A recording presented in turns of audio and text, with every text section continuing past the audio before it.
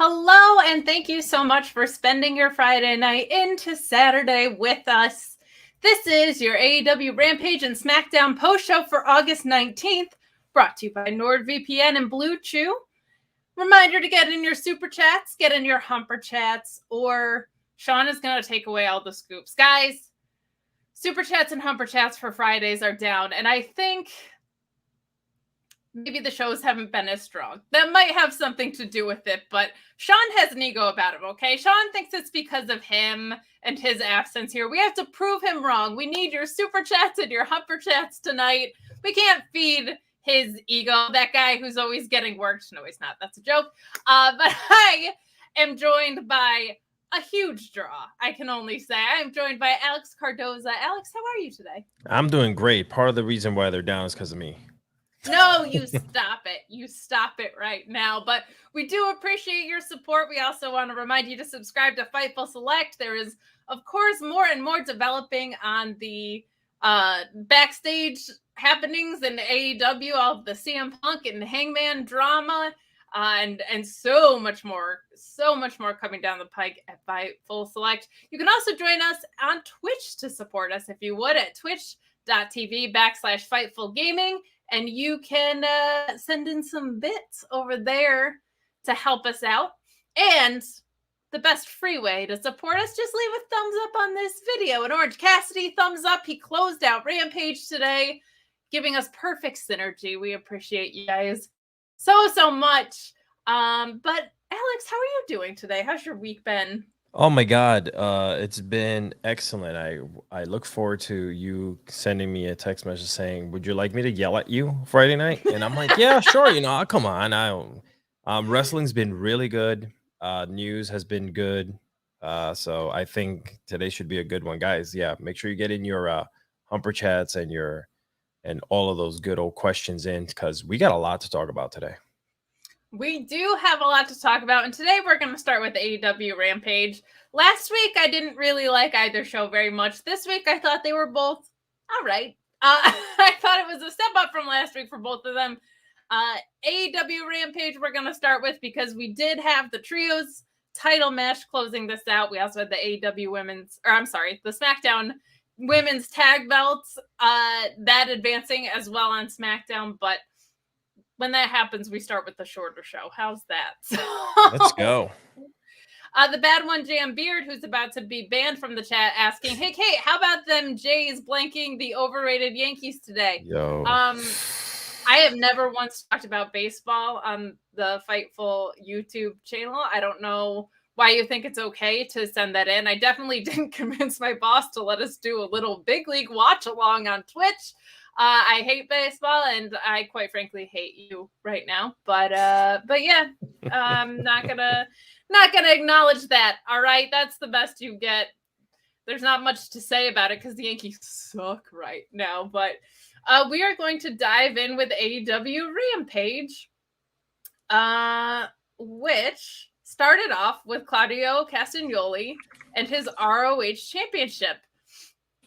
Immediately before we even get into this, I want to say that Claudio has felt so comfortable on the mic. It looks like, it reads to me, that it makes you kind of wonder what was going on in WWE all those years. I don't know if you felt the same way. I'll get your thoughts in a second on that, but he has just felt like so natural and so at home in AEW, both on the mic and in the ring. I feel like it feels like a very, very healthy move for Claudio as he's come over, which makes me very happy to see because I just feel like a lot of people were rooting for him for a really long time and he wasn't getting the shine that maybe he deserved.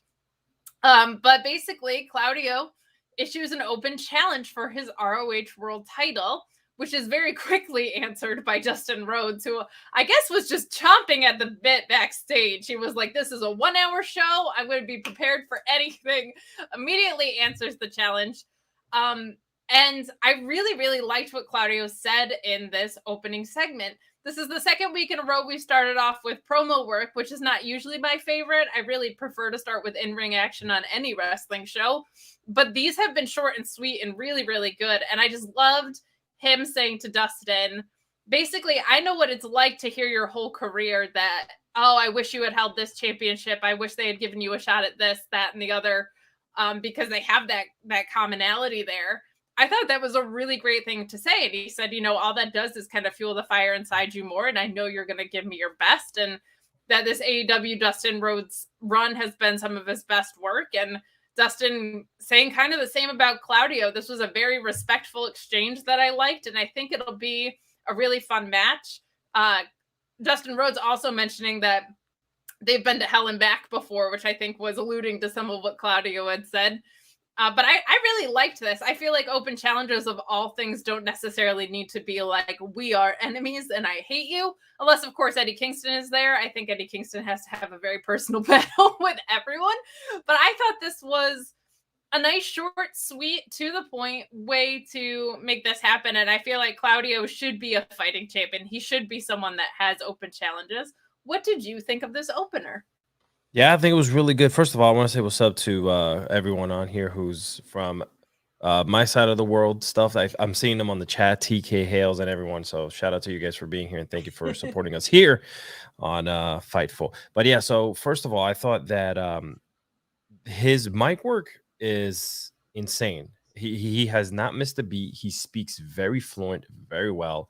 I love these short little segments where they're able to come out and just personalize what they have to say, especially when it came to Ricky the Dragon Steamboat being there. That was pretty cool. And yeah, that was really cool. Yeah. So I think without television for Ring of Honor, it's kind of hard to have him on TV all the time.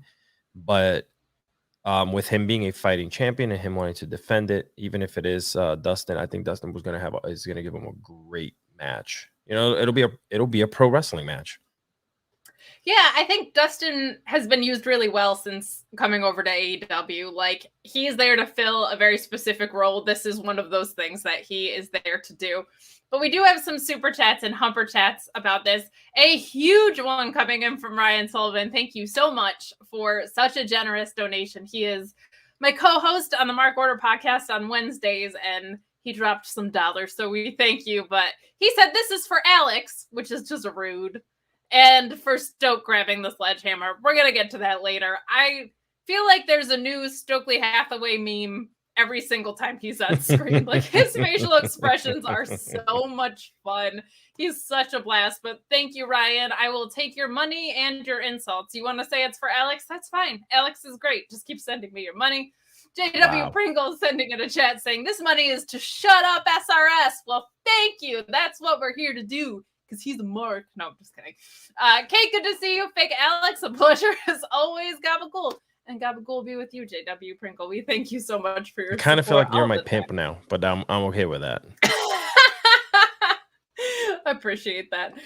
But yeah, I thought this was a really fun opening segment. If you're not going to start with in-ring action, I like it when promos are like this. Like, I thought that Danielson and Garcia had a great back and forth last week. So if they're good, and this was so short, like, I felt like that was really helpful about this. This was pretty quick. It felt like, whoa, my white girl light went out. I apologize.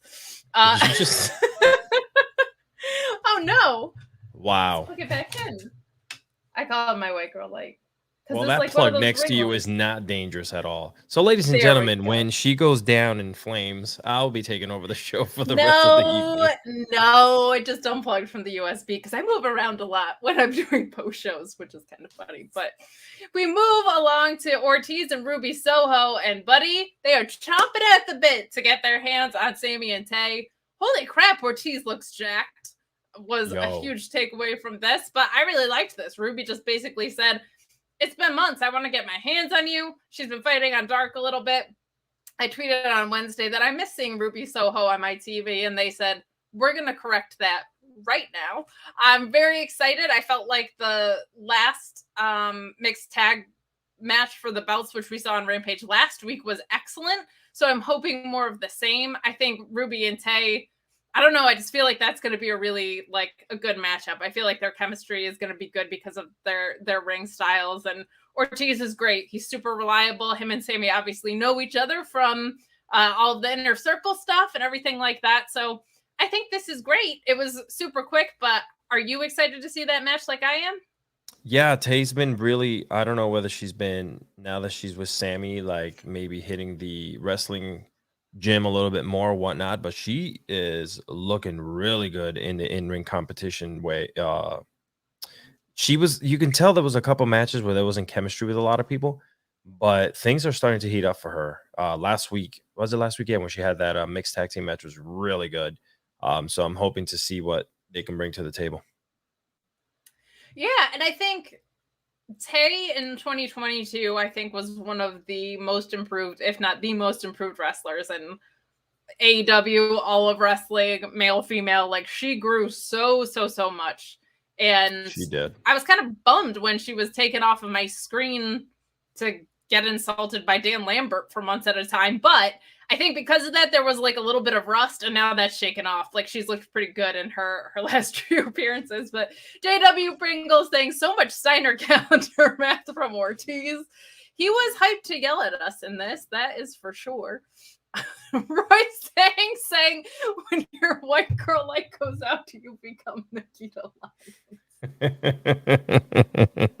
I don't know if there's a way for me to answer that without getting myself in trouble, but I appreciate that very much. It pops me tremendously, and I know that will also pop Alex Pulowski, the OG Alex, who will be on Sour Graps after this. You can catch that on Fightful Select. If you subscribe over there, I'm sure I'll hop on at least for a little bit. But Tom Valley saying we love our leggy blonde onion, but this chat is to get Alex to show some shoulder. Are we doing this again, baby? Give the people what they want. You guys like that? It's 11:30. All right, we're TV 14 over here. So there you go. You got some shoulder. Show the tats? Hold on. My God. Let's show the tats. What else? Feeling my. Oh wait, let's stop. No. It's the last. Sean will never allow me back on after this. If you want to know any of those inside jokes, join us on Tuesdays for the NXT post show, where we just get so weird anymore. It's an NXT review, but it's also more of a variety show. Because if you of want this more, Friday. I'm sorry. Oh, I was gonna say, I think Alex is gonna start an OnlyFans as well, so you can check out the rest of his sweet shoulder action over at OnlyFans.com. Alex Cardoza shoulders. I think he's gonna make Alex Fightful. There you go. That'll get me places. I could promote the show and get some money. Look, whatever, we shill dick pills here. We shill Manscaped. We are a TV 14 product over here. Let's go. But we move along to Swerve and Our Glory versus Private Party. Joey Bag of Donuts with a Humper Chat asking, what happened to Private Party? It seems like they lose all the time. They deserve better. Rerun chiming in via Humper Chat at humperchats.com as well, saying, liked the story of Swerve and Our Glory versus Private Party. Hope this is a turning point for them. Should have been with Stokely. I'm going to come back to that too. As far as the match goes, I think this was really fun. Social media did a great job of hyping up that Keith Lee has a history of just yeeting Mark Quinn into the crowd, which is so fun. But he did that a lot this match. He was tossing people around. Swerve is great. He had a really nasty step-up kick to the head in this, which I thought was great. Ultimately, Swerve hits the JML driver for the win here. This was really fun. Private Party does seem like they're in a bit of a holding pattern. Like, they were under Matt Hardy's tutelage, and they were in everybody's houses. It was appropriate that I guess they stepped into Swerve's house to lose this match. But I think my guess is they're going to probably be in the ROH tag division so that they can get more time. Like, this tag division is so stacked, which is awesome, but it does put teams like this at a bit of a disadvantage. Tom LaValle asking, Private Party going babyface again? Goodbye, me. And Zach Clayton, never mind. This is how you boost Hook back up, and every match moved stories along. We're going to come back to that with the rest of the show, but yeah, I felt like... So, Stokely and the Gun Club does not do it for me, to be honest. It feels like there might be shenanigans that come with this. So I'm not gonna put too much around it. I'm not gonna assign a ton of weight. And Stokely Hathaway could manage himself out of a paper bag far deeper than this. I've seen him do it on NXT. I was not at all sold on Diamond Mine. But he sold the hell out of it to me. The next thing I knew, everything in that world made sense. Initially, I was like, no way Stokely hangs out with these guys. By the end of it, I was like, absolutely, Stokely would pick everybody in this stable, and now a bunch of them are champions. Like, he did great with that. I think that was a far worse situation than having the ass boys, who I guess will now go back to calling the Gun Club under this. But to me, I was like, Private Party feels like such a good fit. I also thought maybe the Acclaimed, like these teams that are just kind of floating around that are doing well, but taking a lot of losses to fuel feuds with other people, I felt like might be a better fit. But we'll see. I felt like Private Party and Stokely might be a good fit, but his stables are forever expanding. Let's focus in on the match that we saw in front of us tonight, though. What did you think of Swerve and Our Glory versus Private Party? Their tandem offense is amazing to me. Yeah, it was a good clash in styles because Private Party's just like these tiny little dudes. So and Swerve is not small. And obviously Keith Lee, my bear cat is definitely not small. So it was a good match. I think the Private Party, the whole thing that you mentioned before with the holding pattern, they're OGs from the original like crew that came up in AEW. I feel like I would like to see them in more roles, in prominent roles, in more matches, and more tearing it up, doing something. I don't know what they're planning, but I kind of feel sorry for them because they have teams like Swerve and Keith Lee kind of like jumping ahead of them, being champions and so on and so on. So I'm hoping something's coming down the line and there's a payoff for them because they are very talented. They're very good in the ring. They can talk, Sure. And they grew on me. Charisma for days. They 100% grew on me since the first time. I was like, who the hell's Private Party? But then like the music and the gimmick with the freaking velvet rope and it was cool. Fun. Yeah, so I'm hoping that something good happens. Yeah. OG Alex saying you're going to get a lot of people coming to your Alex Fightful OnlyFans thinking they're going to get him. He's okay with it as long as he gets a kickback, though. So I got you. I'll let 10% work. Wow. You were an easy mark. I thought we were going to put like OnlyFans royalties on a poll or something, and you guys were going to duke it out. Oh, wow. But no. The bad one, GM Beard saying, Alex, those are some nifty shoulders, but do you blow out spines like an MK fatality with Blue Chew? Listen, I made one very not PG segue about it's Blue getting Chew out of control. helping you blow out spines. But if you guys are going to super chat to tee up our ads, who would I be not to play them? If you guys are going to create the segues for me, if you need a little help blowing out somebody's spine, Sean Ross Sapp is here to tell you all about Blue Chew. It's the blue brand, and you know what that means. BlueChew.com. If you're looking to do it in front of a crowd, you don't want that performance anxiety when you're gonna go have sex. BlueChew.com brings you the first chewable with the same active ingredients as Viagra and Cialis, so you know they work. But you know what? It gets rid of all the awkward talks and conversations besides this one. You don't have to go to the doctor's office. You don't have to wait in line at the pharmacy. You work with their licensed medical providers. They find the right active ingredient for you, and it ships straight to your door. And when you get the package, it's not going to say, Sup, wiener pills. It comes in a discreet package, so your package no longer is discreet. It's not just for people with ED or problems. It's about that confidence. You want to perform at your peak. And how about this? Maybe you're starting to travel more. Maybe you're on the road more. You're spending more money. Not with your first shipment of Blue Chew. You get it free when you use the code FIGHTFUL. Just pay $5 shipping. That's how we keep the mailman hush-hush. $5 shipping is all it takes to get your first shipment and get that confidence. Maybe it's been a while after the pandemic and you're looking to get back out there. Get back out there with BlueChew.com. Code FIGHTFUL. I forgot to hit the stop button, so here we are. BlueChew.com, code FIGHTFUL. Oh, Sean. I just ordered mine. Just saying. There you go. See? I used just the code FIGHTFUL. Dang-a-lang. Right. Use the code FIGHTFUL. It's great for you. I love. Might as well. There's like so many different, because we run so many different ads, seeing Sean's like different haircuts in every single one cracks me up. Like he's definitely in different stages. per one of those. It makes me laugh. I'm like, which hair of Sean's are we getting today? But and gentlemen there you here, don't be afraid to get yourself a couple Blue Chew pills if you need them.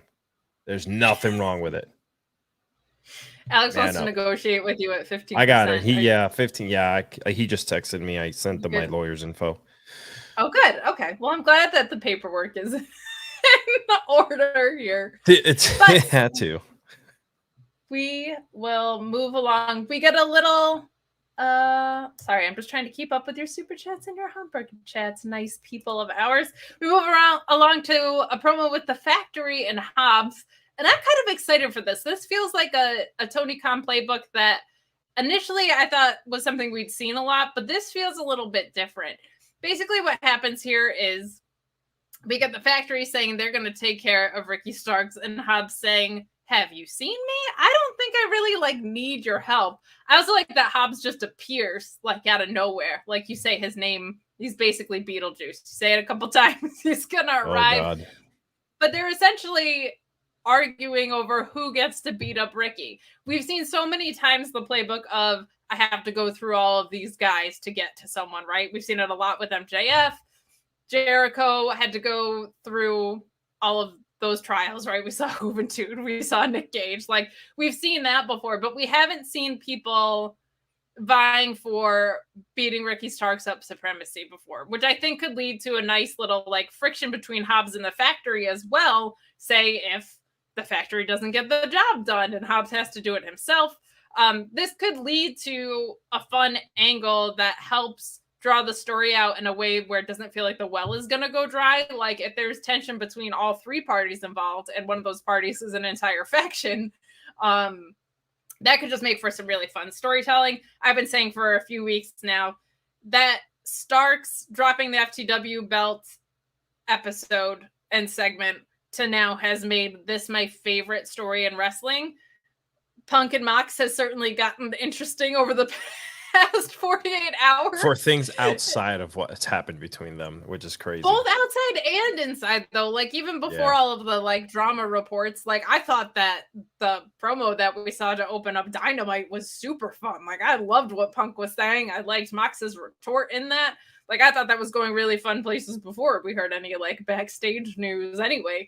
But this is really fun. I definitely didn't think we were going to see Hobbs interrupting the Factory playing cards either. That was just a funny setting for all of this to happen in. But what did you think of this little segment?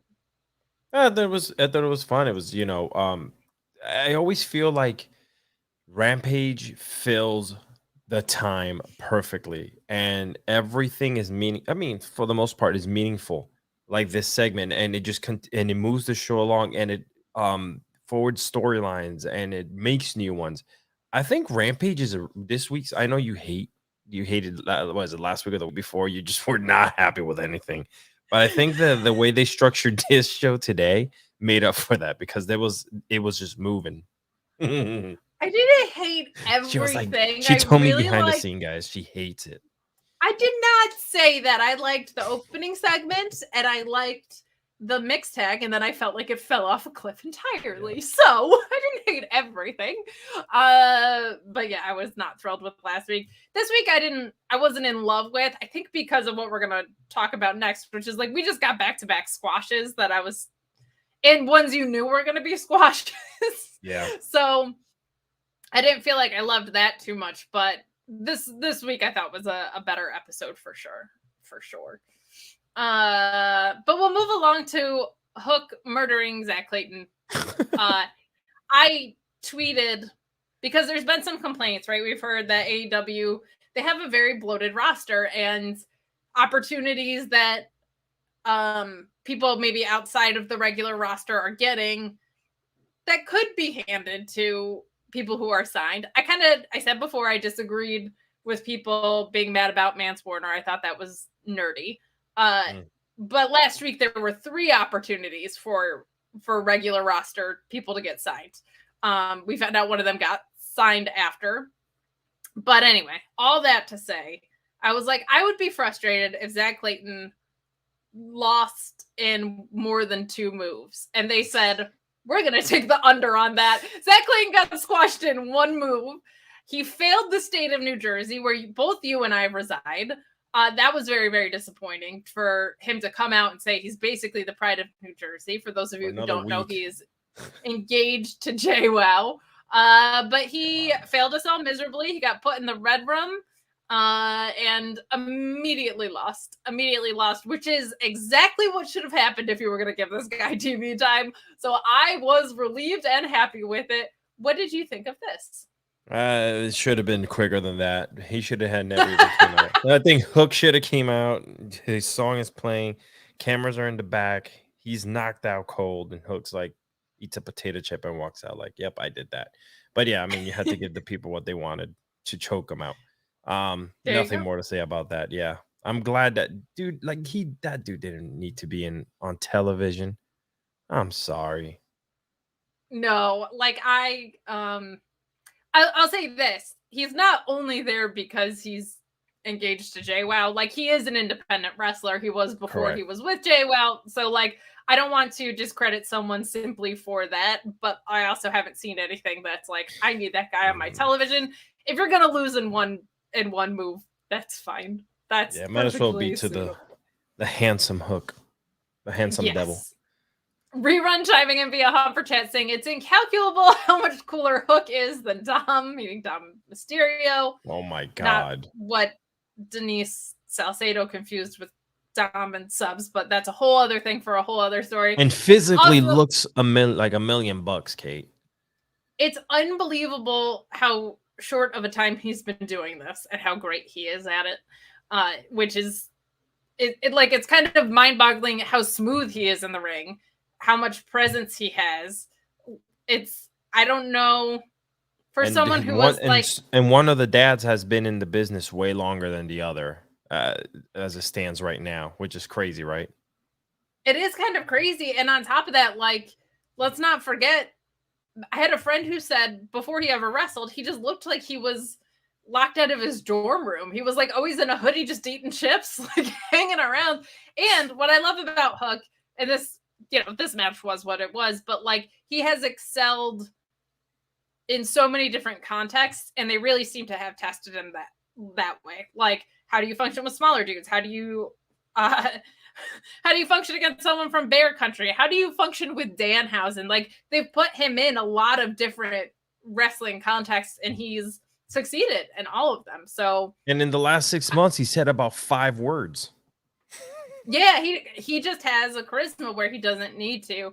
I would love for this eventually to turn into, it wasn't going to happen here tonight because this was going to be what it was.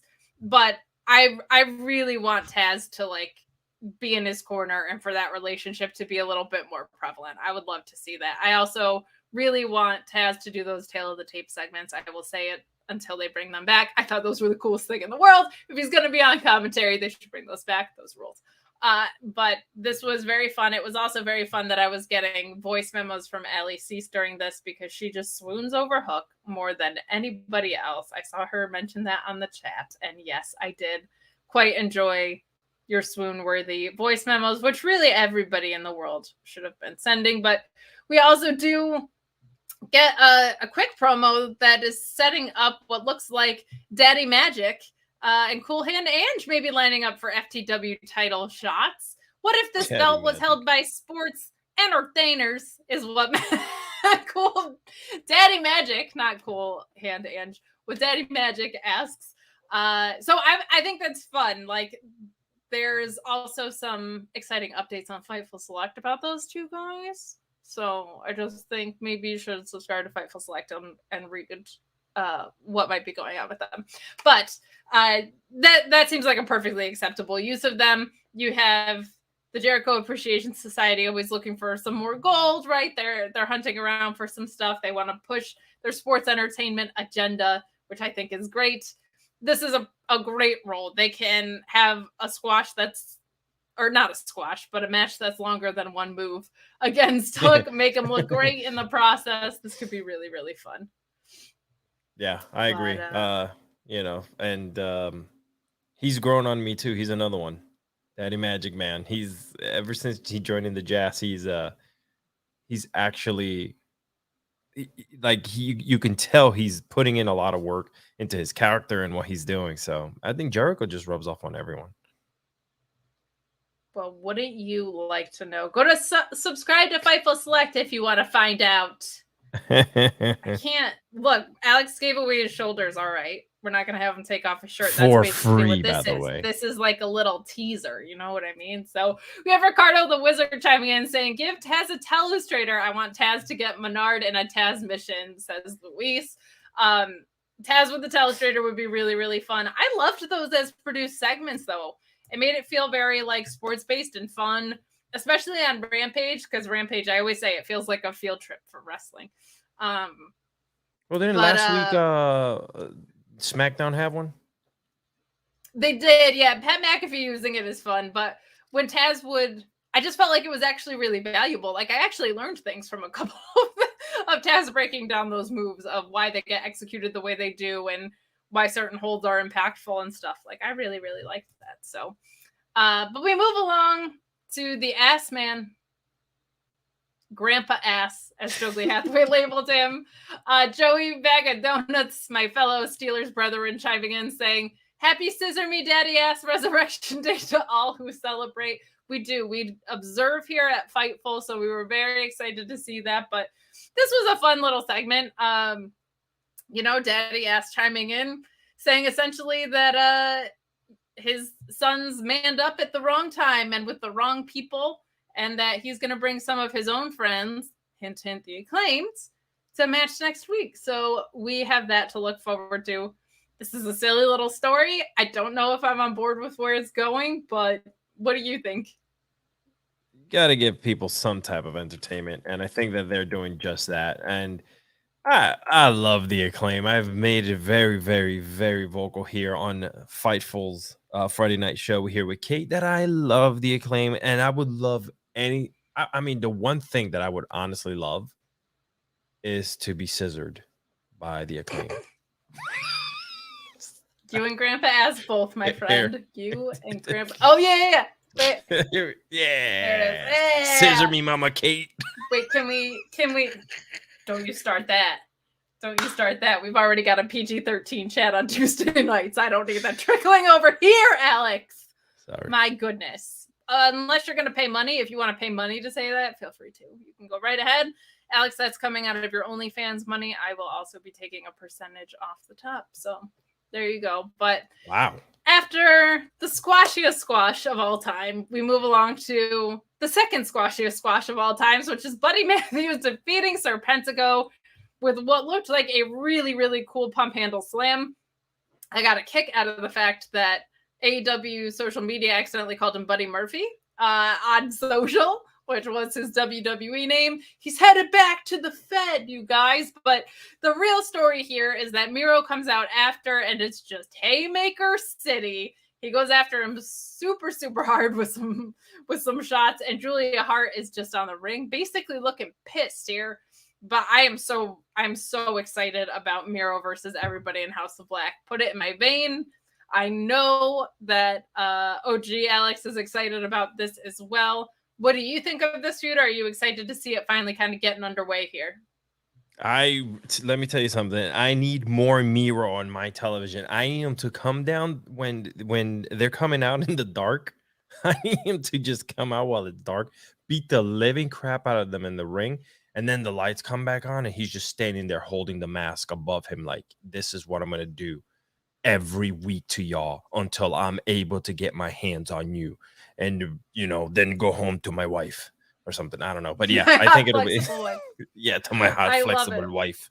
But I think that's what they need to do for Miro. Miro's a beast. Let's use him as one, because let me tell you something. There's another federation that's picking up a lot of steam every single week. They're getting extremely hot. And the talk's already been happening. So, contracts get in. People could say, I don't want to be here no more. Next thing you know, there's somewhere else. So I need him to be used. Yeah, and I think this feud is great. I'm just excited to see, it's finally kind of getting underway, I think. We've got people chiming in. Mama Kate, I love you guys. I'm sorry. No, you're not. No, you're not. Don't be sorry. If it makes us money, I don't care. This Mama Kate should definitely be a Friday night thing. As long, listen, you guys send Can us someone money. cut that on the okay, because you guys can make videos off of these like shorts. So if someone makes Okay, like you a have to short give me your of that, best please. Bowens impression saying this because you started this. So if you want it clipped, you have to say it in Bowens. Oh no, I voice. said no, not right now. I'm in a clip of what I already said. The way it was natural back when I first said it. I don't want to like force You're it. not gonna give us an Anthony Bowens impression right now. Scissor me, Mama Kate. There you go. Thank you. I'm a Bowens mark. So bad. I am so going to get in trouble. Nope, not if it's making Sean us money. will never let me back here again. The Bad One Champion chiming in saying, and if you want to rub off on someone, oh wait, we already had the Blue Chew ad read. Never mind. Ricardo, the Wizard, saying it's too late, Mama Kate. I thought for things that rhyme all the time too, so you get like double. I'm making a Scissor Me Mama Kate shirt tomorrow, by the way. So please do. We'll put it up on Shop Fightful. You can go over there and order merch. You guys are a blast. I love you guys. This is really fun.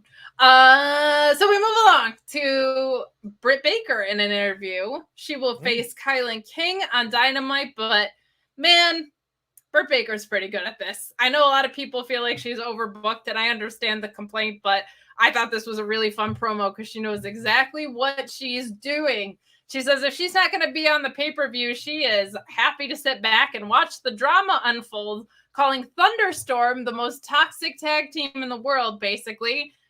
She is needling at the implosion of the two of them, and I think that's super fun because she has history with Thunder Rosa. She doesn't really have history with Toni Storm yet, not like true history, right? They've kind of crossed paths before, but I think this is really fun. She's trying to be like a little bit of an evil mastermind here and get them weakening each other. I think that's awesome. I felt like this was a short, very effective thing, and I think her versus Kylan King would be an awesome match. What did you think of this quick little Britt Baker moment that we had?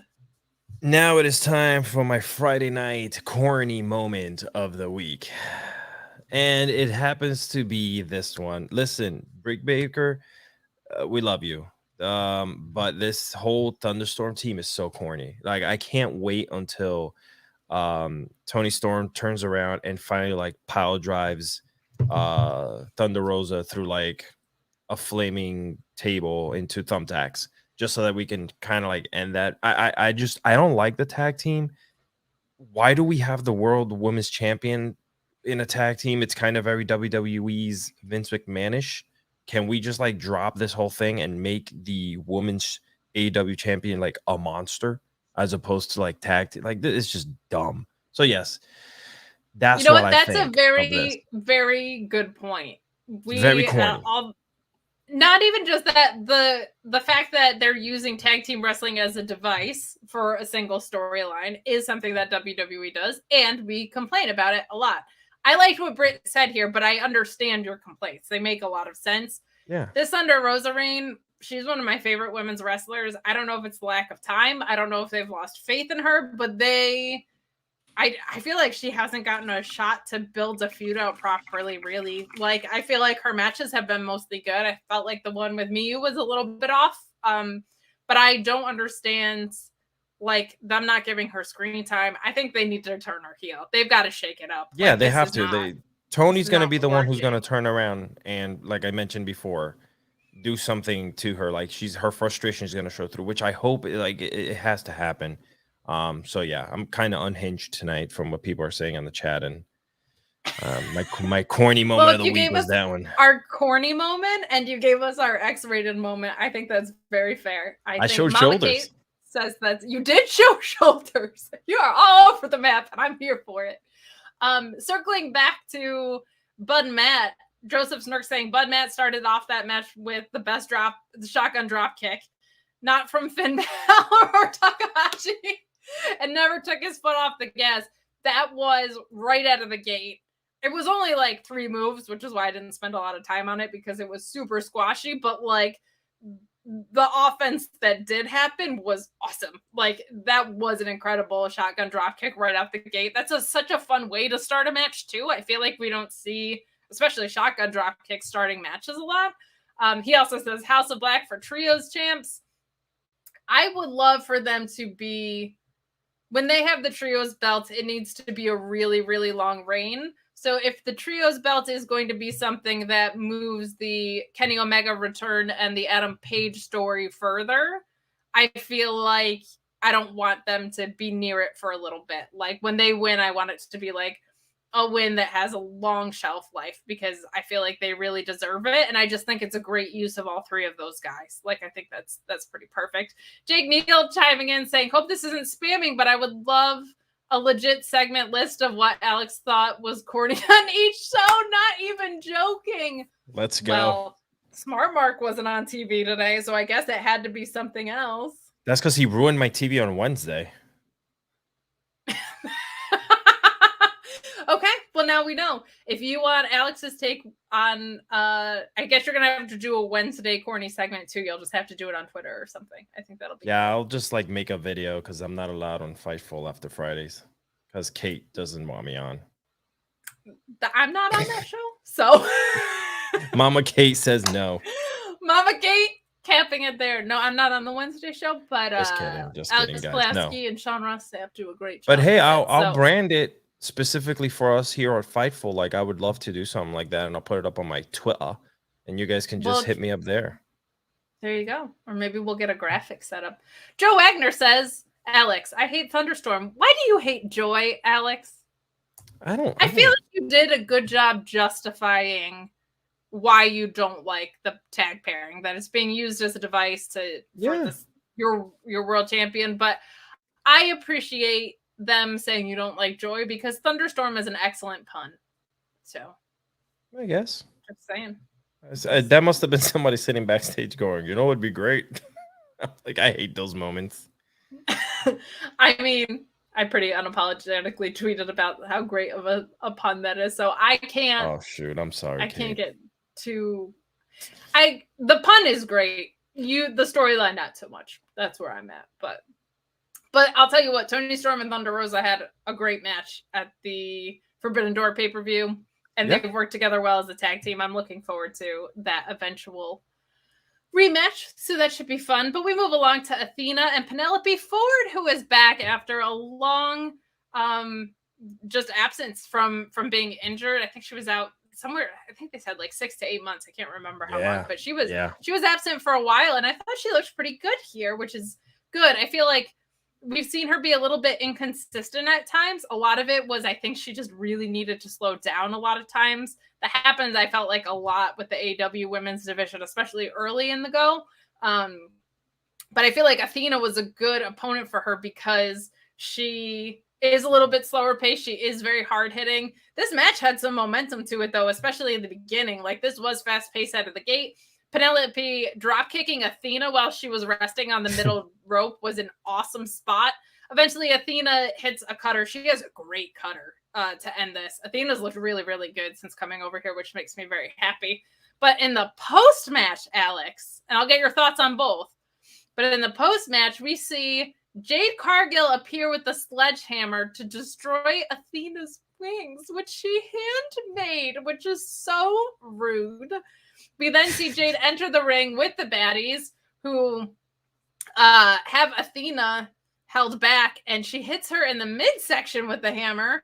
And of course, Stokely Hathaway holds it like a maniac after. The most memeable guy in wrestling. But I thought this was a great way to continue the feud. We kind of got derailed from this a little bit, and I think that has everything to do with the Chris Statlander injury. Unfortunately, she's going to be out for an extended period of time. I think they were trying to get a read on that because they had big plans for her. We've read reports that she was going to get a really big push, which the crowd really wanted, like, so organically. But it is nice to see Athena getting back on track with the story after that pause. I was playing Sledgehammer in my head by Peter Gabriel, was just like playing in my head this whole time. Annika Wilson pointing out, no. She licked the sledgehammer and then broke the wings.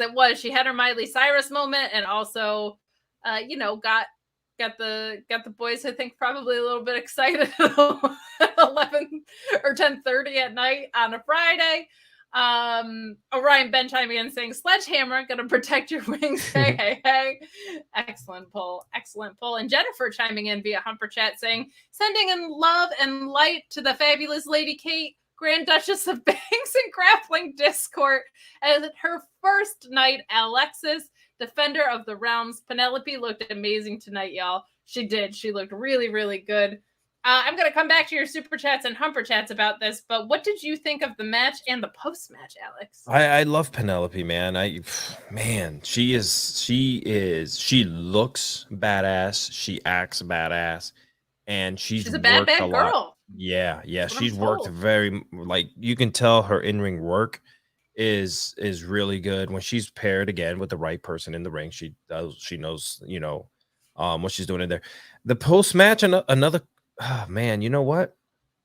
I understand the whole breaking of the wings, right? Because you want to continue advancing the story. It's, you need to be a bad guy and take away the one thing that's cool, right? But someone did mention that, yeah, it's very WWE like, because we're so accustomed for the last 20 odd years to watch stuff like this on WWE television that we can go back and call it that a WWE moment. So yeah, this is another one of those, but I could have done without it. I could have done without the whole running. I could have done without the whole thing, like let Athena have her moment. Maybe she should have cut a promo backstage, about being that bitch. But other than that, like, I think it was good because, and I'll let you finish your thought. I realized I just that was it for me.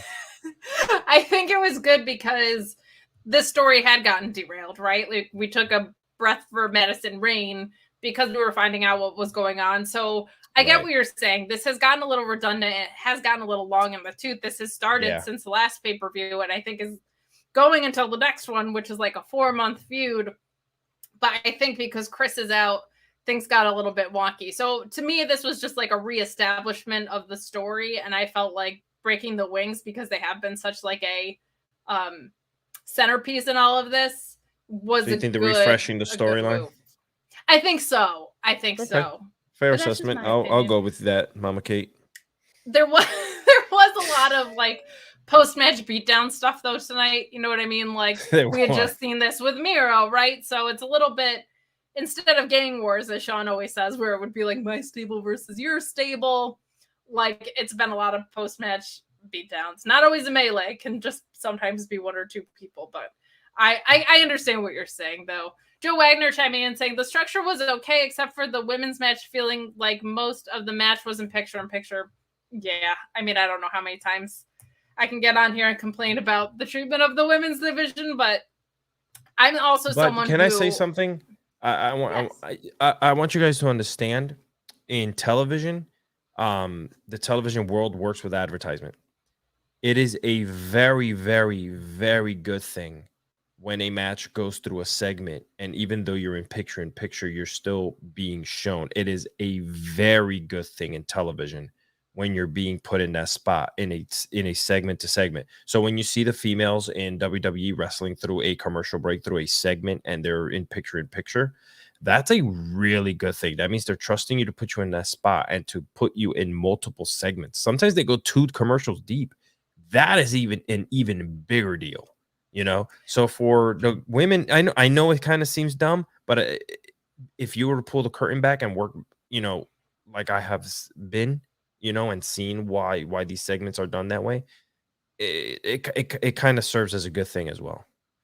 I think it wouldn't be as big of a deal if the women's match on Dynamite wasn't constantly in the 9:30 slot, which is a picture-in-picture to full commercial cutaway. Like, I don't think anyone would even think about it in that case, but we move right along to our main events. I loved Orange Cassidy in the promo going into this. This absolutely cracked me up, saying, "Hey, Mark, that's my line." That bickering over that was great after he said it last week. It was just so great. But this was fun. I don't care about the Trust Busters, so I was glad to see what happened here. But Orange Cassidy ultimately hits the orange punch, which doesn't put him away, but ultimately hits the body splash to end this. A lot of back and forth here. The Bad One Champion chiming in and saying, I did like that Danhausen didn't want to curse Sunny Kiss, but wanted to curse Slim J instead. And it's okay. It's okay, Kate. You guys are still winning the division. Not if the Yankees keep playing like this, but this was a lot of fun. I think the booking was predictable, so it's good that the match was fun. I'm not bought in on the Trustbusters, but I love Arya Daivari. And I love Sunny Kiss being on my television. I will never, ever, ever complain about that. That makes me happy. What did you think of our main event here? The Trustbusters. If you actually open up a Webster's dictionary made with pages, not online, you will find that next to the word corny, you will see their picture. I don't know why do we continue to want to push this team. I don't know what the end game is. Maybe it's because WWE did not give Brock Lesnar Jr. a chance. Like they want to like really maybe show that he is good in the ring or whatever the case may be. I don't know. There was some good highlights, right? Like Slim J was actually pretty damn physical in the ring. Slim like J he can move go around. Yeah, I do want to point out that Slim J, if you're not familiar, I know it feels like very gimmicky with his like sideways upside down visor and stuff, but he is a really good wrestler. Like he can go. He's been around for a really long time. A couple people in the chat saying like Slim J is shockingly great. Don't let the gimmick deceive you. He can go in the ring. So sorry to interrupt you. You can continue. No, please interrupt me. But it's not, and it's not like necessarily like they're trying to push the Trustbusters. Listen, a push is if you're losing on television and you have 5 to 15 minutes, you're getting pushed. You're on damn television.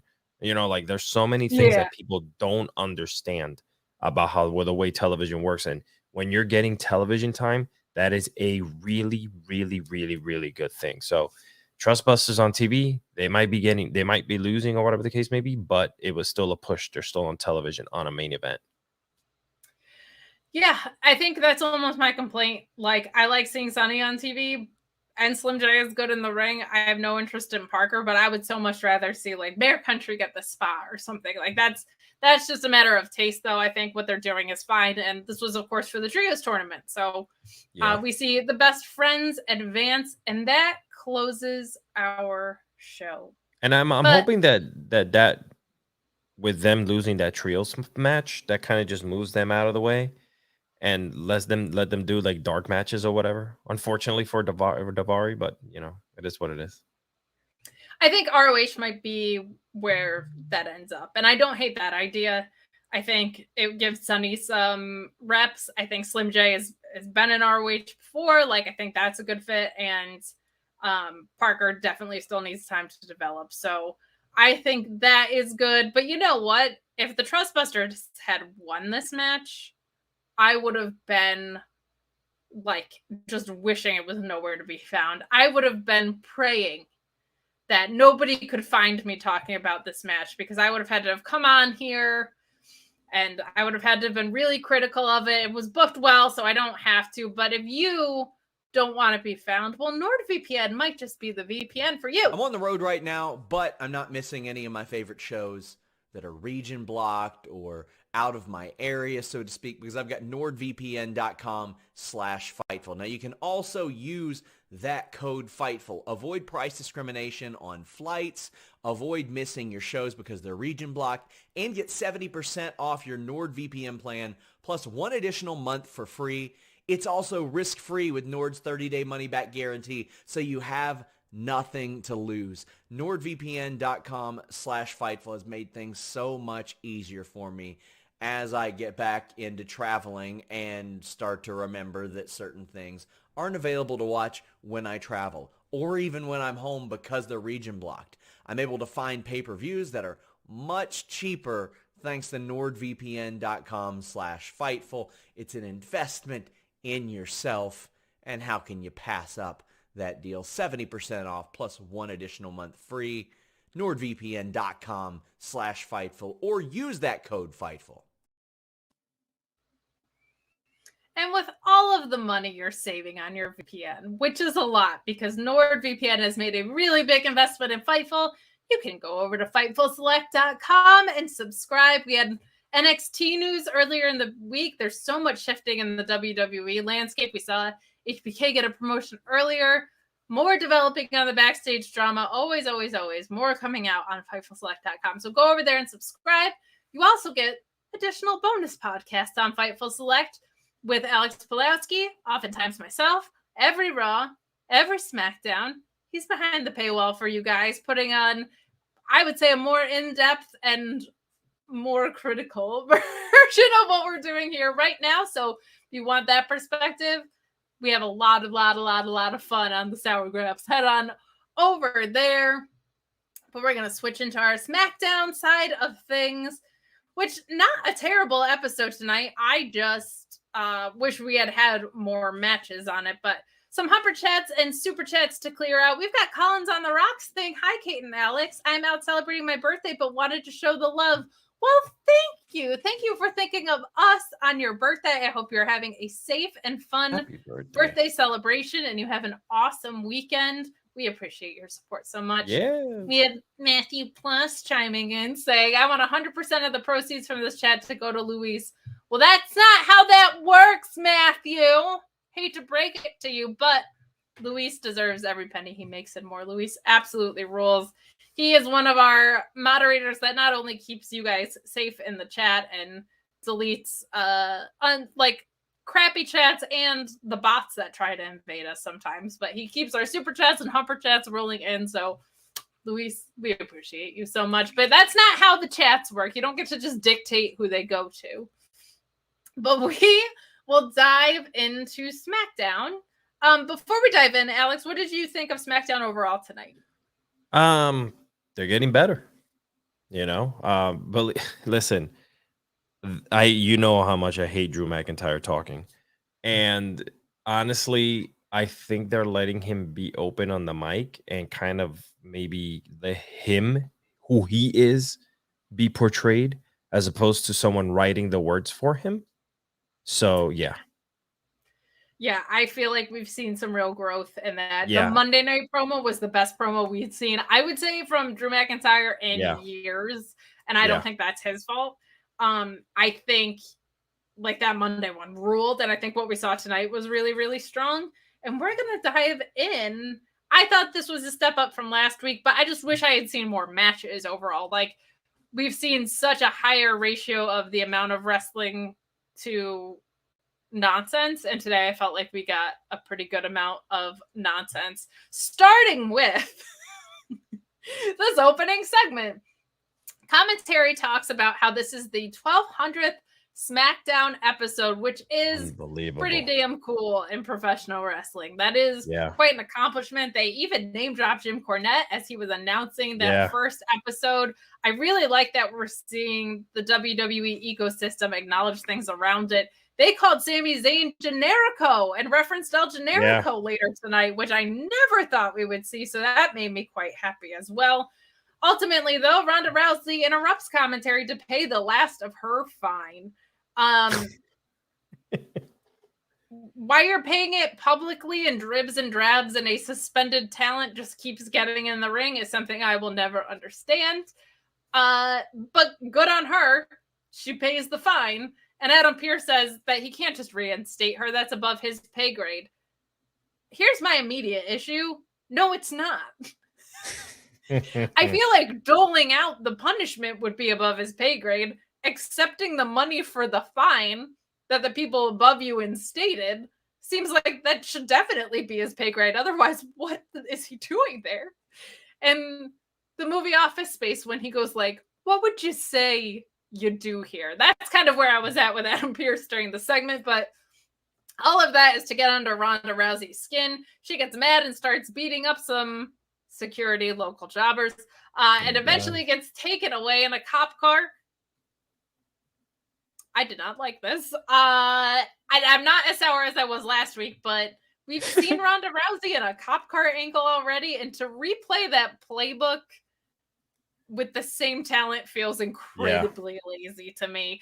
I don't know if this is intentional because the way she was paying the fines is the same way that Becky Lynch paid her fines when she was like fined and working. So I don't know if this is all.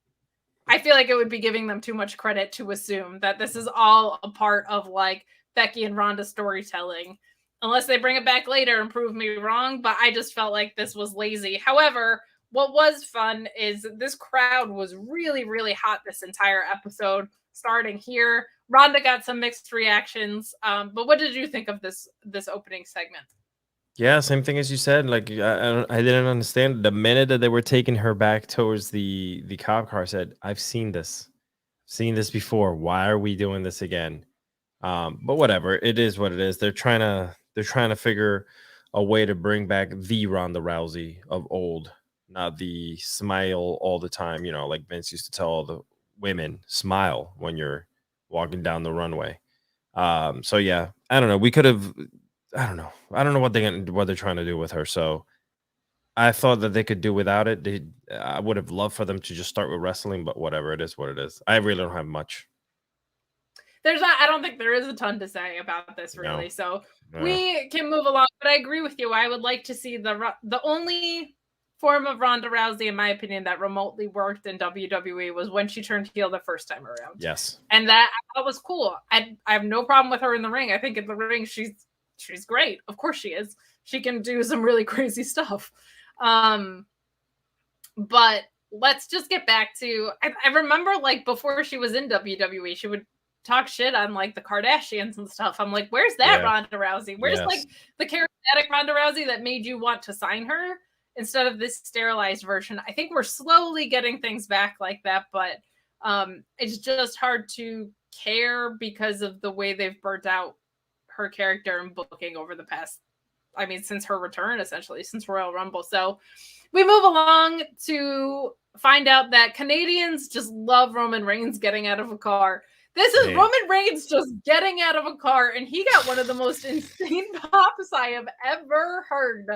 I tweeted that I think the Island of Relevancy is in Canada, and that was a hometown pop. But there's not much more to say about this other than, holy crap, this Montreal crowd was hot to see their champion and also hot for your Canadian talent, which I thought was very, very fun.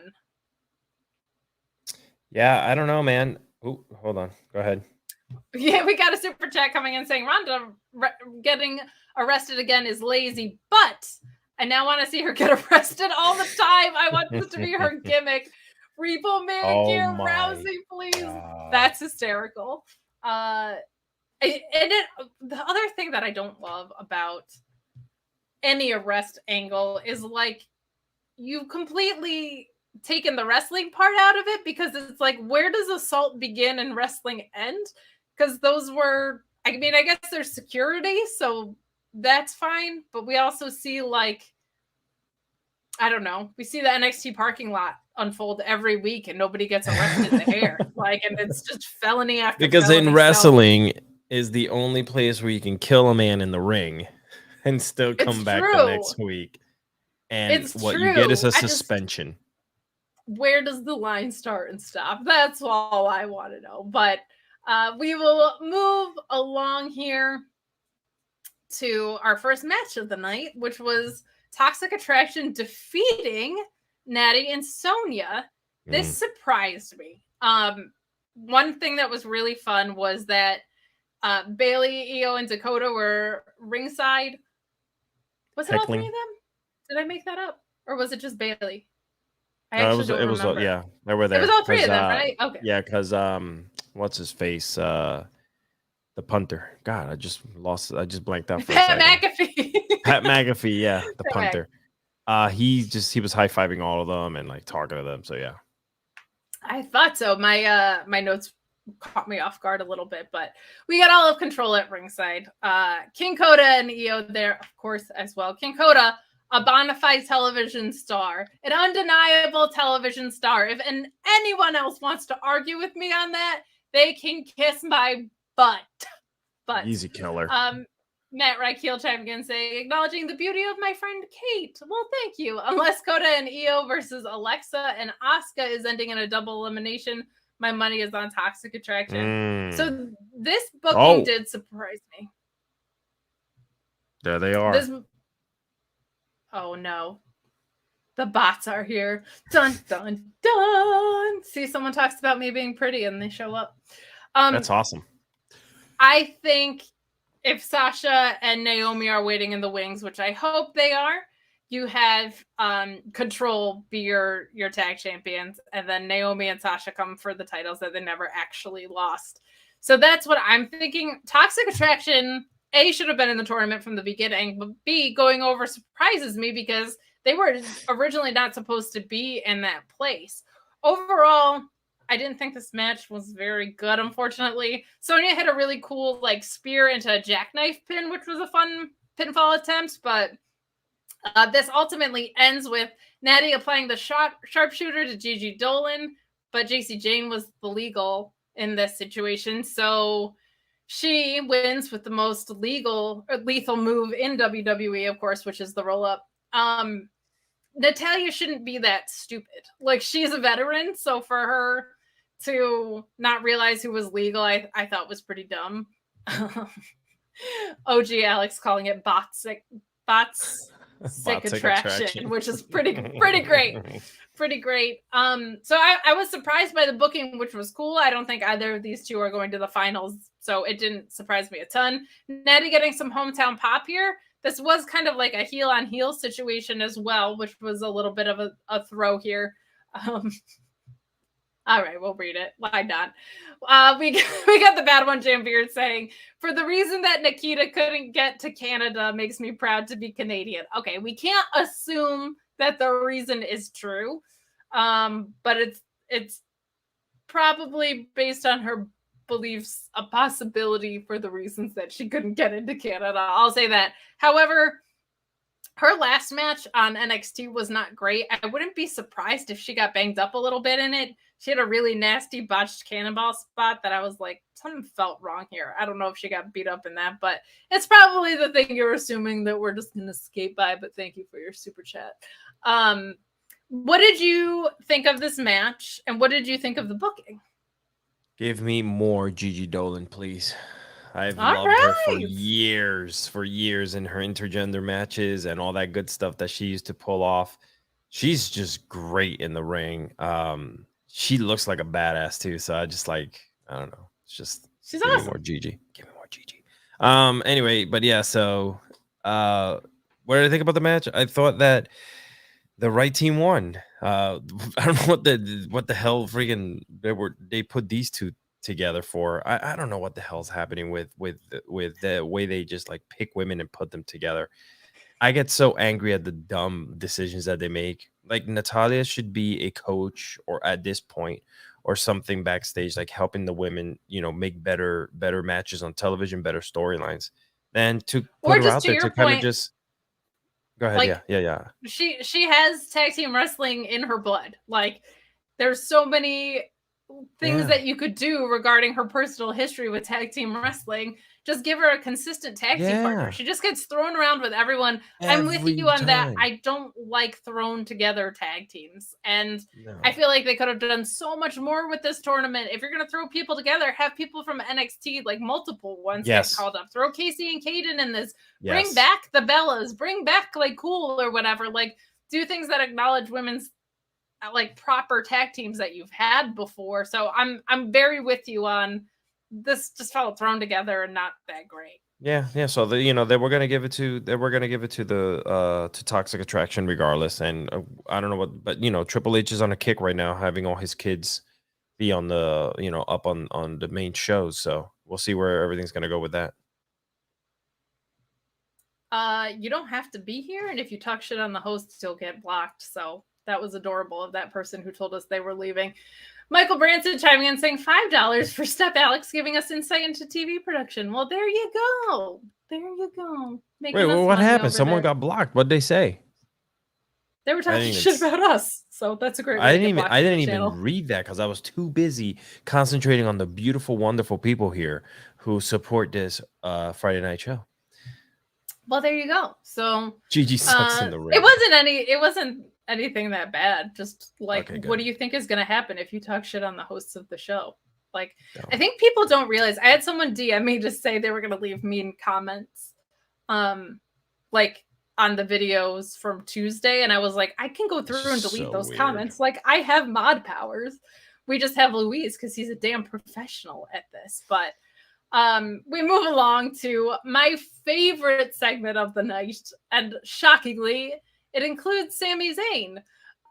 Sami and Roman have this heart-to-heart. Sami says, Roman essentially asks Sami how things were going, and Sami says that Jay told him he needed to level up, but brings up that he saved Jay from a Claymore last week. I love that. I love that Sami provided evidence with the way that he's been helping out the bloodline because he's an honorary Uso. Roman, I love this, agrees with Sami and says that Jay doesn't appreciate him.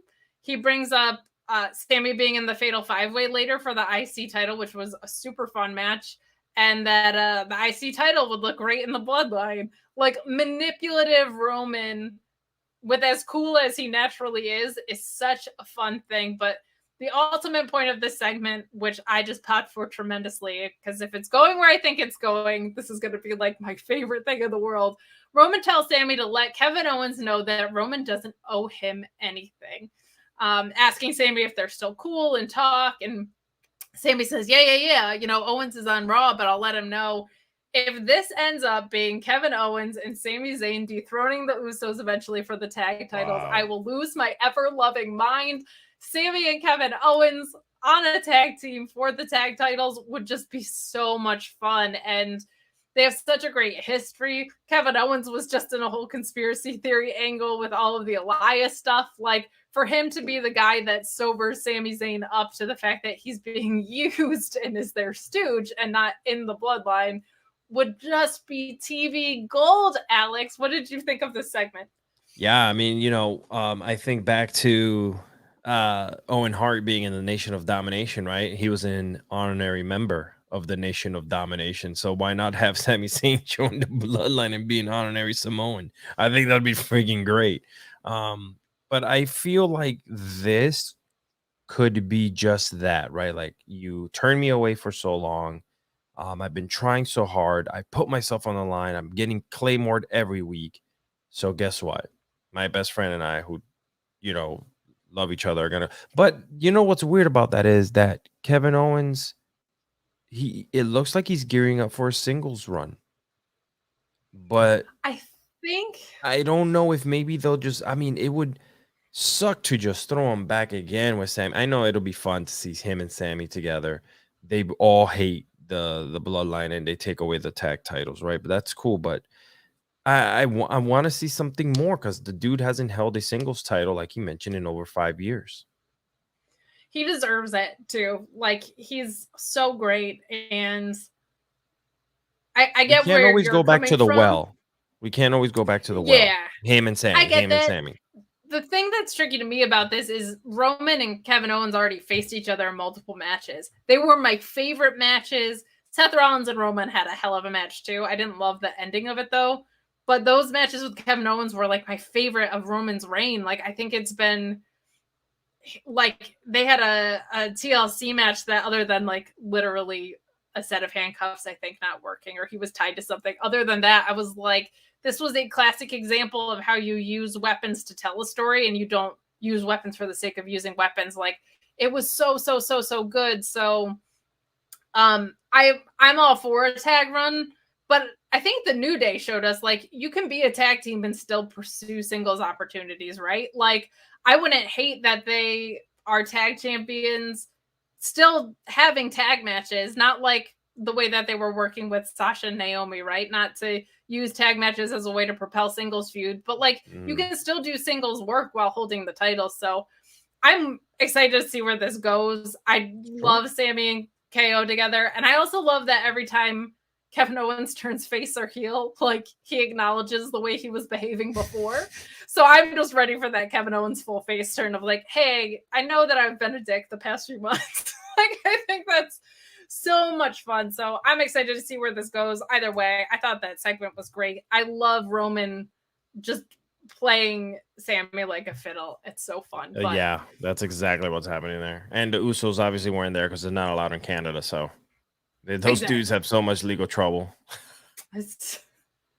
It's a rough one of them specifically, but Oh my god. we move along to what is definitely OG Alex's favorite segment of the night, Killer Cross and Scarlett in their promo. I want to be careful with how I say this. I feel like the presentation of Karrion Kross and Scarlett is disjointed. I liked the promo that I saw tonight, but here's my issue.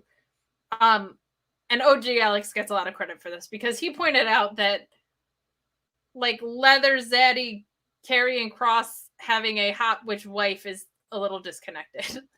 Like he seems rooted in reality and she does not. And also she doesn't have supernatural like powers that we like. She doesn't control him. She doesn't control opponents. When she interferes, it's just like in a traditional wrestling ring.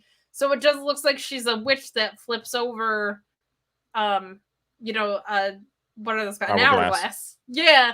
But like nothing follows through on that. Like, which that just makes you like the queen of Party City. That doesn't, if you don't, if you're presented this way, but you don't execute in a supernatural way, like that's not great. However, there were some things that I really liked in this. He went after Drew for saying that he didn't want to be the chosen one. He said it doesn't bother Drew that he was the chosen one, but it bothers Drew that he was the chosen one and he failed, and that Karrion Kross is here to rebuild the table he failed to set. The idea of Vince's chosen one essentially versus Triple H's chosen one is really funny. Taking theory out of it. Like, right, the first chosen one, I guess, was Drew McIntyre. So I think that's a feud I want to see. I think this turns into a triple threat, and I liked the promo I saw today. The entire presentation is still feeling a little disconnected from me. How are you feeling about the promo we saw tonight, and then also the presentation of Scarlett and Karrion Kross? Anything's better than what the hell that were being presented as before, which was complete utter trash. Okay. So this feels like Karrion Kross. This feels, yeah, his wife is a hot, sexy witch, and that's how they're gonna play it. So, but she doesn't have any powers. You don't need powers. You don't need powers. Does Nikki Ash have powers? And she still calls herself a damn superhero and runs around in a black mask. But she calls herself almost fun. That's the point. But you're still running around thinking you're a superhero. So yes, she doesn't have powers, but I do feel that they're using this like, he's supposed to be this higher being, like, crazy. Were they using that type of presentation too at NXT? I don't remember. That was such a long time ago. I don't think it was that gimmicky, right? In NXT. She wasn't that like that witchy style there, right? I could be wrong. I think she kind of was. I don't know if it was as gimmicky, but I think because the black and gold brand was very anti-gimmicky, it felt real gimmicky. Like it felt like he was like a weird magician. You know what I mean? Yeah. So I don't know. I'm okay with it. I want to see it play out. I want to see what they're gonna do with Karrion Kross. I'm glad he's back. The promos he's cutting are freaking fire. They're like old school, like Triple H promos, like those old school promos that we used to see back. Yeah, before. I thought the promo was good tonight. Yeah. So just I'll let it play out. I'll let the witch thing continue going. Halloween's around the corner. Why not? Play it out. OG Alex starting Sour Graps in like 3 minutes. Join when you can, Kate. You do not want to miss this episode. I have a feeling he might have harsher thoughts on us than Karrion Kross. So if you want an in-depth review with a little hint of sour, head to FightfulSelect.com for that starting in a few minutes. Augie Doggy. Hi, Augie Doggy. Chiming in saying Kross is just a less good version of Mil Muertes and Katrina. Again, that feels like a more cohesive presentation than what I'm seeing tonight. I will give it time. Luis pointing out that Mil Muertes wrestled in a 12-man 1-hour match tonight. Well, damn. Jeez. Okay. All right. Before this, I think this was beforehand. Yeah. So we get maximum male models in the ring. Max Dupree putting over Mansois and Marseille. And they get interrupted by Hit Row. Hit Row coming out kind of threw me because I thought what we set up last week was Los Lotharios and Maximum Male Models, which I felt like made so much sense. My hope is that Santos Escobar is coming up from NXT to hang out with Los Lotharios and do like a faction with that. And we get them versus the Bloodline. That's really cool. But from what we saw tonight, Hit Row interrupts. I don't understand what this was. They clear the ring and Hit Row does a full wrap. And I just don't. No. What? Grandpa H needs to, kind of take it back a little bit. We don't need the fake hip hop concert going on in a wrestling ring. That was time consuming. I don't know what they were thinking, but to be honest, like, I know he's trying to be hip and connect with the crowd, but it ended up just being like awkward and weird. I got up and get a banana. Yeah, this was weird. If you wanted to have Hit Row do a musical number, why didn't you have them do it on the stage? I don't know. It felt very, very weird. Roy Zhang circling back on Karrion Kross, saying it's always been disjointed. Karrion Kross is, while presentation can't tell a consistent story, much like his in-ring work. I think I've seen him deliver really solid in-ring work on the indies. So I'm hoping that's what we get to see on here. But hey, he was supposed to be Freddie's champion, so. Oh, really? Yeah, in Freddie's he got federation. Stolen. Yeah, he got taken stolen by the big dogs. I don't really have anything to say about this rap. It was corny. Here's my corny moment of Friday Night Smackdown.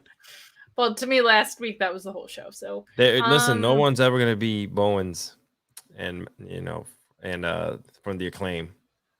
I'm gonna pull this up because this is an interesting point. I didn't like when they did this in NXT with Swerve. This is somehow 10 times worse.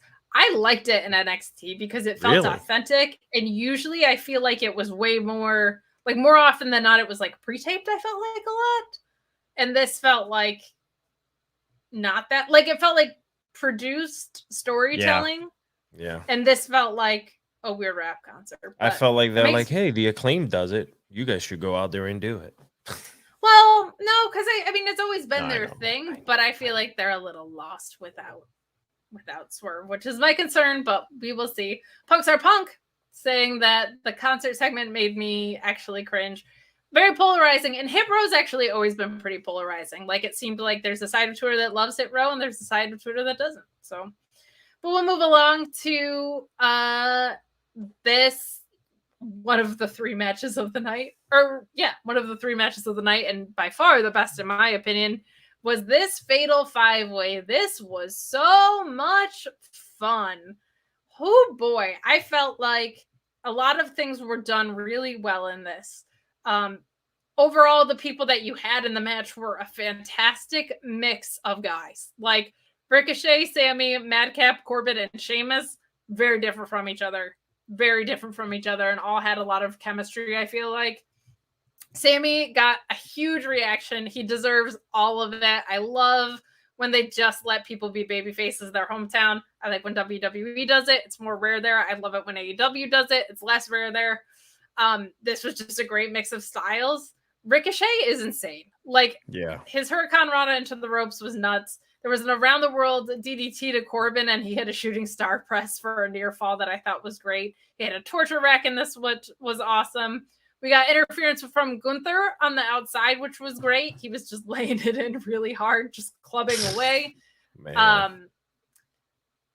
Corbin is really good in matches like this, like these fast-paced matches, because I feel like his greatest strength is logical things, like logical physicality. Like there were times where he would just throw a shoulder block here, and you're like, that's what you would do in a match like this. That makes sense.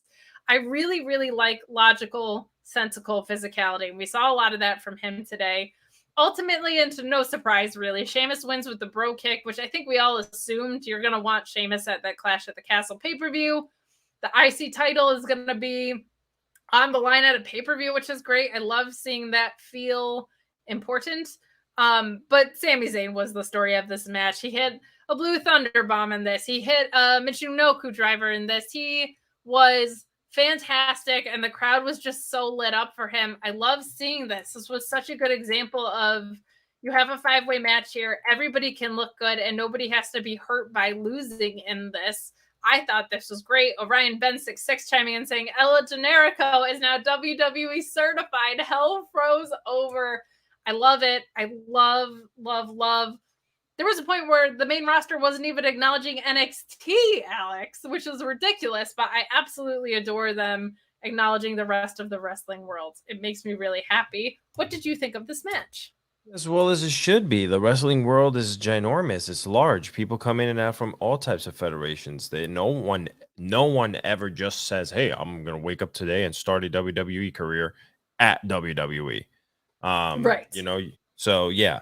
The match was great, man. This is one of those gems that you kind of like pull out of a rough, show sometimes. But this show was really good, all around. Like, it had some good, but this was their shining moment. All of these guys went in there and whooped each other's ass. And what you were saying about Corbin, 100%. Corbin seems to work really well when he's with a lot of people, because I think he's able to not just be focused as the spotlight. Like, he's really good in the ring on one-on-one matches too. Like, he's fast, physical, could sell really well. But when there's all this chaos moving around and you're having these dances with different people throughout the match, he just looks excellent out there. And he was wrestling with no shirt, which is great. You need more sexy Corbin. And one thing he's that got to show those noticed, shoulders off. Like, he's going to do a it. joint OnlyFans with you. I love it. Yeah, I hope so. One of the things I noticed is that even McAfee wasn't saying anything. He just had a match against him. Yeah. He didn't really reference anything like, about what happened in the past with him. You gotta give him props for the match and the style that he was, the way he was pulling things off in the ring and whatever. So, it was cool. It was fun. Yeah, I thought this was a blast and very well agented, very well executed. Yes. We didn't really talk about Madcap Moss at all in this. I think it was just not his story, but him not doing too much, I think, is good. He was kind of like Corbin in the sense that I felt like he was doing a lot of logical, physical stuff. Yes. But he didn't overdo it, which is good. I think with the young growing talent like that, he served his exact purpose in this match. But it didn't feel like it was a rematch, by the way, because you saw a lot of faces in the ring that already faced each other, right? So immediately in the back of my mind was that, oh, damn it, you're going to see these guys again with each other in the ring. But it was just great. It was really good. It was. I also just like seeing Ricochet get to do cool shit in the ring. That'll always pop me. But guys, get in your super chats and humper chats as we come down the home stretch here. If you could leave a thumbs up on this video, that would be so kind. It helps people find us in the algorithm as we're talking about all this wonderful wrestling, which is fun. It's great to see the WWE product improving week over week. Wow. It's really, really refreshing. But we move along to the Viking Funeral that we got here, which was, I think, a fun segment. It was not a cheesy, new, vicious Viking Raiders thing. But the biggest thing for me in this, very well produced, which was cool. But we see Sarah Logan in this, which I don't know if that's just a fun little spot for her or if she's returning, but I thought that was really cool. What did you think of this? And would you be excited to see Sarah Logan back in WWE? Yeah, didn't she do the Royal Rumble? Right? She was in the Royal Rumble. She did a spot there. Yeah. So, I mean, now that the old regime is over with, I think they're going to... R.I.P. Bootios. They're gonna start doing more of things like this, where they have former talent just show up. They don't necessarily have to be in a like just be fun and open with just like AEW. AEW just is all right. Let's do segments together. So I think it'll be cool to maybe have her back. Maybe by his side would be dope. Maybe we have what was it? The War Raiders come back. Yes. Maybe that was the funeral of like all the gimmicky stuff, and they come back as the war, and like just kill everyone, which would be great. I'm okay with that. Again, they're not gonna get arrested, so might as well just do it in the ring. That would be very fun.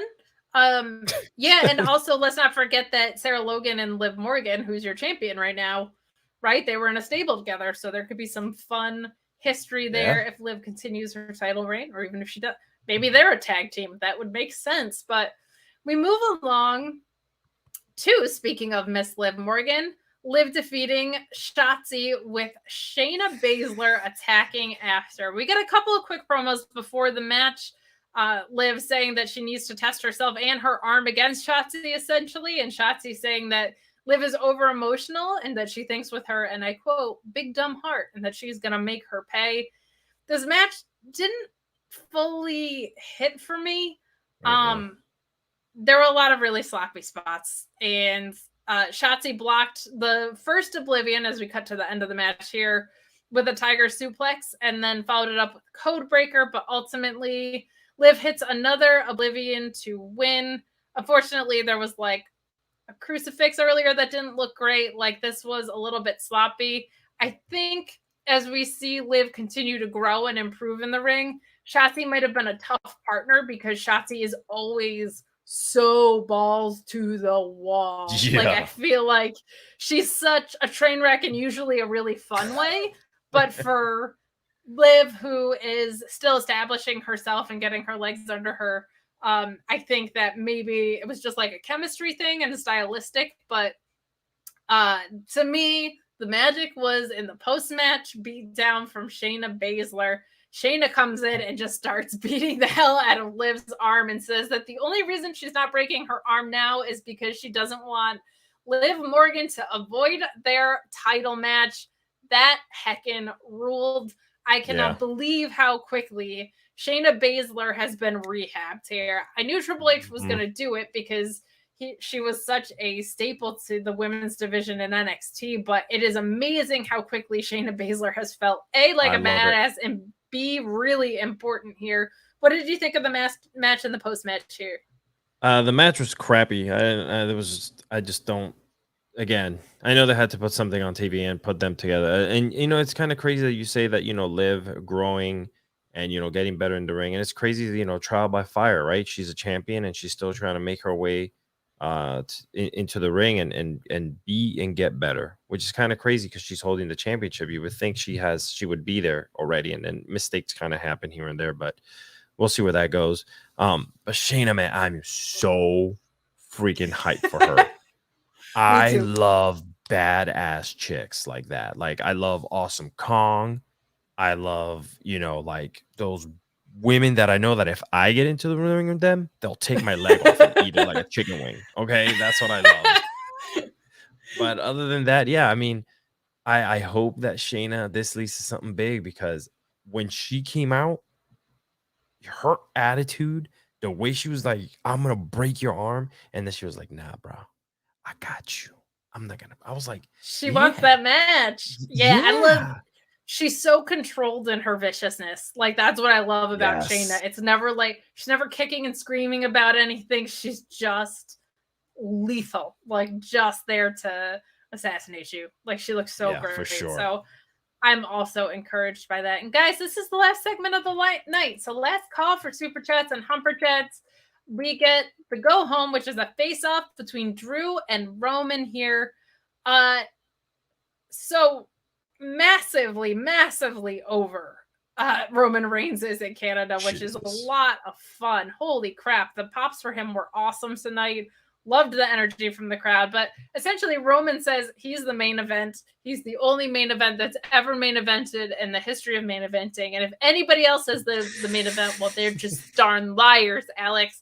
But Drew says, Roman, you haven't been around very much. Ultimately, what happens here is Drew hits the Claymore and we go home. I didn't feel like a ton got said here, but it is nice to hear Drew sounding like a human being again, which is fantastic. Yeah. And Monday kicked the crap out of the segment, I feel like. And I feel like we've heard Drew say this about Roman before. I feel like everyone's saying that about Roman, right? This is like right out of the CM Punk Rock playbook of, you can come here one day a year, I'll still kick your ass kind of stuff. So I appreciate what the segment did, but for me, the big thing was, okay, they're continuing the story, but the crowd here made this feel so much more fun than it was. Also, the Claymore from Drew always looks great, and Roman sold the hell out of it, and him getting like a little caught off guard, I think, was a really, really fun thing. What did you think of our go home to SmackDown today?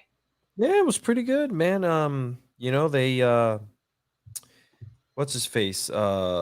it's called what did Jerry Lawler call it? Bizarre Land. That was what Canada is, Bizarre Land, because they cheer all the bad guys and boo the good guys, and they're crazy and rambunctious. That's great. But yeah, I felt like the energy was really good in the building. They never get wrestling, so I'm sure that's one of the main reasons why they were so happy. And I think that I like where Drew is going. He still needs a little bit more help. So he doesn't sound as corny. But yeah, overall, there's nothing much to say. They needed something to end the night with. So yeah. And Roman, just keeps the story at some going. point, Roman's armor has to start having a kink in it. You're gonna have to start seeing cracks in that armor.